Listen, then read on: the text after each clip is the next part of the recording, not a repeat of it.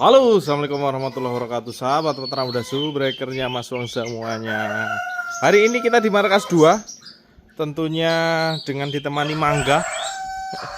Kemarin rontok lur, sebenarnya buahnya banyak tapi rontok ya, karena juga dahannya masih kecil. Kawan-kawanku, masih banyak yang bertanya dan ternyata tidak ada habisnya ya, karena mungkin viewer baru muncul lagi. Ada ayam KUBK, ada ayam A, ayam B. Jadi saya terangkan di video ini bahwasanya peternak muda ini memiliki produk ayam hasil pengembangan mandiri. Saya ulangi, hasil pengembangan mandiri. Jadi real, dibiayai mandiri. Sumber genetiknya lokal dan non lokal. Maksudnya lokal apa Mas? Maksudnya lokal adalah seperti genetik ayam kedu, ya ayam pelung, bahkan ayam hutan dulu. Subscriber peternak muda lama pasti paham sekali ya. Nah, ayam non lokalnya apa? Ayam non lokalnya itu banyak banget ya. Australian Orpington, Leghorn, terus Bilfielder, Barred Rock, Sasek, ya, Saso Prancis, yaitu dari luar negeri. Dulu didapatkan dari mana? Dari impor telur. Impor telur dibawa ke Indonesia, kami tetaskan, kami besarkan, kami silang-silangkan untuk mencapai tujuan yang ingin kami capai. Tujuannya apa? Nah, lihat sekarang tujuannya itu supaya nanti bisa bertahan dengan harga pakan yang tinggi dan harga jual ayam yang saya kira siklus naik harga di ayamnya itu sangat kecil ya, bahkan nggak kayak pakan. Kalau pakan ayam ini kan naik seret, jadi cepat naiknya. Dulu di 2015an kami beternak, pakan 611 itu masih di angka 300-an ribu. 300-an bukan 300 ribu pas ya, 300 berapa saya lupa. Nah sekarang sudah 500-an. Kebetulan kami juga mempunyai kios pakan. Ini per minggu ini juga sudah naik kembali. Nah makanya kita harus mewujudkan ayam. Jadi saya punya pikiran dulu itu, coba saya kembangkan. Karena kalau saya bertahan dengan ayam yang ada di Indonesia, dalam tanda kutip, saya tidak menganggap ayam lokal Indonesia tidak bagus. Tapi kembali lagi, ini kaitan dengan bisnis ataupun usaha. Jadi yang akan kita ukur adalah untung dan rugi. Nah makanya saya berpikir, oh ini ayam harus cepat besar, ini ayam harus memiliki karakteristik yang menyerupai ayam kampung, dan telurnya juga harus banyak. Makanya kawan-kawan kalau tanya, Mas, ayam dwiguna ada nggak? Kami nggak ada. Peternak muda tidak memiliki ayam dwiguna. Peternak muda memiliki 3 jenis ayam yang peruntukannya sendiri-sendiri. Yang pertama, ini saya perkenalkan, ini kita bisa sebut ini adalah Elhoorn, ya. Ini kita sebut ini Elhoorn. Oke, sebentar lagi pada mulai nelur. Nah ini adalah ayam Elhoorn. Elhoorn itu apa? Elhoorn itu singkatan dari Elba Leghorn. Mas juga, kalau ayam petelur kampung konsumsi kan sudah ada Elba, sudah ada Arab. Kenapa kok buat lagi? Satu sisi hobi, kedua saya mau mempunyai ayam yang variatif. Sebenarnya Elhoorn ini nggak hanya warna ini, ada warna black, ada brown seperti ini, ada warna silver, ada warna widow. Banyak sebenarnya warnanya. Kebetulan yang di kandang 2 yang di belakang rumah ini cuman ini sampelnya. Ini peruntukannya apa? Ini peruntukannya hanya outputnya hanya untuk jual telur kampung konsumsi. Saya tekankan lagi, hanya jual telur kampung konsumsi. Bukan ditetaskan dijual anaknya untuk daging, nggak cocok. Nanti saya jabarkan secara mendetail supaya tidak timbul pertanyaan-pertanyaan lagi jenis-jenis ayam. Elhoorn ini outputnya hanya untuk jual telur kampung konsumsi. Oke, paham? Hanya untuk jual telur kampung konsumsi. Kenapa seperti itu Mas Yoga? Karena Elhoorn ini kan kawan, Elhoorn ini dia itu badannya kecil, tipe petelur ringan. Jadi kalau ditetaskan dijual anaknya untuk ayam kampung pedaging nggak cocok. FCR-nya bengkak, kebutuhan pakannya besar tapi bobotnya nggak kecapai. Kenapa kok Mas Yoga bagi-bagi per jenisnya untuk jual telur kampung konsumsi? Kembali lagi ke tadi, target akhirnya outputnya adalah hanya jual telur kampung konsumsi. Jadi kalau kan pengen tahu, Elhoren ini bobot betinanya hanya sekitar 1 kiloan. 12, 11, 13 ringan. Kebutuhan pakannya hanya 70 sampai 80 gram. Saya sudah menghitung mendetail kenapa kita harus buat ayam ini mini, tapi telurnya nanti kita lihat telurnya itu bagus, menyerupai ayam kampung. Supaya kita untung, satu butir telur kalau kita jual di daerah kami sekitar 2.000-an sampai 3.000-an per butir. Jadi kita menghitungnya kebutuhan pakan ini per harinya dia berapa, dia per harinya dapat telur berapa persen, harga telurnya berapa. Jadi kalau kita hanya outputnya telur yang harga jualnya saya kategorikan rendah, maka ayam ini harus irit. Irit dari mana? Irit dari hitungan pokok produksi atau HPP-nya, yaitu apa? Pakannya dia harus irit. Makanya ayamnya kan mini. Ya, jadi kalau Anda tanya, Mas juga produk peternak muda untuk jual di bisnis jual telur ayam kampung apa? Elhoren solusinya. Apa nggak bisa pakai Garuda? Nah, sekarang kita berangkat Garuda. Oh, Mas, kok beda ya? Nah, perbandingannya ya berkali-kali lipat dengan ayam Garuda ini. Kenapa? Ini beda lagi. Garuda, Golden Permut, Black Permut itu sejenis induk kampung pedaging. Mari kita lihat bentuknya. Loh, Mas kok besar? Ya iya. Telurnya kok besar banget. Warna telurnya ya standar ya, masuk kampung juga bisa. Tapi kok postur telurnya seperti ayam negeri yang besar-besar 60-an gram. Postur ayamnya juga kok kayak celengan. Kok besar-besar. Nah, ini kita arahkan kemana? Ini petelur juga, betul. Tapi ini tipe petelur berat. Apakah peruntukannya ditujukan untuk jual telur kampung konsumsi? Tidak. Kenapa? Ini sekali lagi saya terangkan. Ini tipe petelur berat. Dia besar. Kebutuhan pakannya 100 sampai 120 gram per hari. Beda ya sama Elhoren tadi. Outputnya apa? Untuk mencetak bibit-bibit kampung pedaging maupun untuk mencetak bibit-bibit induk kampung pedaging. Ini kategorinya apa? Induk kampung pedaging atau galur betina. Jadi ini hanya kita untuk peruntukan apa? Menghasilkan telur. Kalau jantannya Garuda dengan Garuda seperti ini, hasilnya apa? Ya galur betina. Apakah bisa dilarikan ke pedaging? Anda mau bentuknya seperti ini? Ada sebagian pasar yang kalau ayamnya bulat besar seperti ini tidak menerima, betul tidak? Betul, tak siap dewe lur.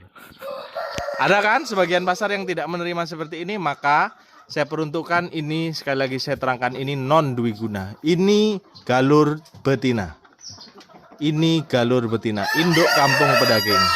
Garuda, Golden Permut, BP3 itu galur betina. Lalu apa bedanya Mas dengan Garuda ini? Apa bedanya dengan Golden Permut ataupun Garuda? Kan sama-sama galur betina. Garuda ini full 100% genetik non lokal. Jadi impor semua barang ini. Ini dulu kami breeding yang nyiptakan yang kuasa lur. Kami breeding untuk mengupgrade ayam-ayam kawan-kawan semua. Ya Anda lihat sendiri ya. Posturnya tidak bisa dibohongi. Produksi telurnya tinggi, besar-besar. Nah, ini untuk upgrade. Nah, ini yang namanya Garuda. Lalu kalau Golden Permut apa? Lalu kalau Black Permut apa? Ya, jadi ada tingkatannya. Dulu generasi pertama Black Permut, ya, masuk Australian Orpington sama Barred Rock, warna dominan hitam karena saya sebut Black Permut. Nah, itu Black Permut 1, terus kita update lagi sampai Golden Permut. Nah, Golden Permut ini sudah melibatkan ayam-ayam seperti ini. Ayam-ayam Garuda, ayam-ayam Saso, dan Golden Permut nanti warna-warnanya ya lebih cantik dan besar-besar. Golden Permut ini generasi terakhir, jangan terakhir ya, generasi paling baru dari produk kami galur betina. Ya, kalau ini yang Anda lihat Garuda, Golden Permut ada di yang kita pakai di markas 3 untuk nyetak DOC pedaging. Ini clear? Sudah clear belum kira-kira? Sudah. Oh ya, kalau sudah clear ganti. Mas warnanya piye? Warnanya variatif ya, itu ada abu-abu, yang sana itu banyak yang coklat. Itu mewarisi genetik Saso. Kok saya lupa Saso ya, Saso Prancis. Kok saya lupa ya lur ya. Lama nggak ngonten malah lupa. Jadi Hubbard atau Saso itu ada yang putih ya, ada yang coklat. Ya kita nah ini yang putih-putih seperti ini Saso warna putih. Dominan genetiknya. Kalau ayamnya ya Mungkin kalau Anda datang ke sini melihat, ayam apa? Karena pasti yang baru pertama kali melihat ya ayamnya memang bulat-bulat seperti ini. Oke, galur betina sudah clear, petelur yang pertama tadi sudah clear. Nah, yang terakhir mari kita berangkat ke Gatot Kaca yang terbaru. Gatot Kaca ini barangnya lur. Oke. Amit ya dek, ganggu sikit dek. Mas Yuga, ini apa lagi nih? Kok jenggernya nggak besar kayak tadi? Beda dengan Elhoren, Garuda ataupun Golden Permut ya. Ini galur jantan, namanya Gatot Kaca. Ini kami peruntukkan sebagai galur jantan atau pacaknya. Pacaknya ini nih. Nanti pacaknya pakai ini. Pacaknya pakai ayam jenis ini. Ya. Lalu produksi telurnya bagaimana? Produksi telurnya ini sedikit kan kawan. Ini sedikit. Jadi kalau sudah kita melihat saja dari bentuk badannya ini sudah beda. Apa arep madang? Ya wes, madang sih. Jadi sudah beda. Yang tadi jenggernya besar, pialnya besar. Kalau Gatot Kaca sudah menyerupai seperti ayam Bangkok karena genetiknya ini ada Indio Gigante, Samo, Malai. Makanya jenggernya kan kayak Malai nih. Tumpul-tumpul tuh yang betinanya. Ini kita peruntukkan sebagai galur jantan. Supaya apa? Kalau ini kita satukan dengan Golden Permut atau Garuda tadi, maka postur ayam kampung pedaging kita akan mendekati seperti ayam kampung liaran. Mas, kenapa? Ini kan sudah posturnya ayam ngampung banget nih. Kenapa ini nggak diternak? Ya rugi. Untung tipis. Kenapa kok seperti itu Mas juga? Ini telurnya sedikit. Fenotipnya atau casingnya aja sudah tidak menyerupai yang namanya kodrat ayam tipe telur. Jenggernya tumpul, pial ini yang di bawah ini. Pial ini yang di bawah. Kalau yang di sono mana ya? Nah, itu kita zoom. Nah, yang lebar-lebar di bawah itu pial, jengger itu yang besar. Oke? Nah, clear ya. Nah, beda ya bentuknya ya. Nah, coba kita ke sini. Sret. Nah, coba kita ke sini. Kan bentuknya beda, dia lebih tinggi. Ini karena aku ndodoknya kangenan lho. Petengnya gede malah menggeh-menggeh ya. Nah, oke. Jadi ada 3 jenis. Aku mau meregenerasi galur jantan, Gatot Kaca solusinya. Aku mau meregenerasi galur betina, Golden Permut atau Garuda solusinya. Aku mau meregenerasi tipe petelur konsumsi, Elhoren solusinya. Aku mau cetak ayam pedaging, Anda ambil ini jantan Gatot Kaca. Anda silangkan dengan ayam Garuda boleh. Mas, Garuda kan non lokal. Ini sudah ada darah lokalnya. Ada kedu putih, ada pelung di sini, masuk di sini. Jadi insya Allah karakteristik dan daya tahan tubuh insya Allah oke. Lalu banyak sekali pertanyaan. Waduh, ayam ini kalau ayam kayak gitu ringkih. Aduh, aku udah nggak percaya dengan mitos itu. Benar, memang ada beberapa hal yang mempengaruhi daya tahan. Ada juga yang kita mungkin menjadi ruang diskusi adalah ayam-ayamnya Pak Deku, mbahku hanya bertengger di mangga-mangga kayak gini, pohon-pohon kayak gini hidup, tidak perlu dikandangkan seperti ini. Tapi kawan-kawan boleh coba tarik ke belakang. Apakah ketika musim wabah, musim aratan, ayam-ayam yang bertengger seperti ini, apakah selamat? Apakah menjamin selamat? Enggak. Contohnya adalah di lingkungan kami. Di lingkungan kami ini banyak ayamnya yang di pekarangan yang habis, yang tidak diintensifkan.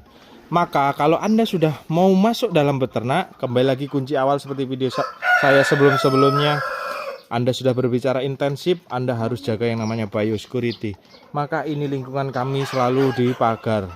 Kenapa? Supaya tidak ada ayam kita yang keluar ya, bercampur, berbaur dengan ayam orang lain, pun sebaliknya ayam orang lain masuk ke lingkungan kandang kita berbaur. Kenapa? Karena ayam-ayam ini recording vaksinnya sudah jelas, perawatannya sudah jelas, baik vitamin, pemberian antibiotik sesekali, penyemprotan disinfektan sudah jelas. Kalau ayam-ayam di liar hanya mengandalkan auto body-nya dia atau body systemnya, imunnya dia. Mas, aku nggak percaya vaksin. Ya monggo, saya sudah tidak bisa mendebatkan itu karena kaitan dengan trust atau kepercayaan masing-masing. Tapi kami secara pribadi beda. Ada beberapa peternak yang mulai sadar, Mas, ayam yang divaksin diobati lebih mudah ketimbang ayam yang belum divaksin. Ya betul. Ya, pemberian obat juga tidak bisa hanya satu jenis, karena kadang penyakit ayam resisten harus beda jenis. Nanti kita bahas di video-video sebelumnya. Tolong semangatin saya supaya saya bisa terus semangat konten lagi ya kan kawan, karena memang ya membagi waktunya yang agak benar-benar susah ya. Oke kan kawanku, lalu kita akan update ke video-video sebelumnya. Semoga ini sudah sangat menjelaskan, udah agak panjang lebar. Semoga kawan-kawan bisa tercerahkan. Matur suwun. Saya Hari, assalamualaikum warahmatullahi wabarakatuh. Salam sukses tim Wirkir, love you full semuanya.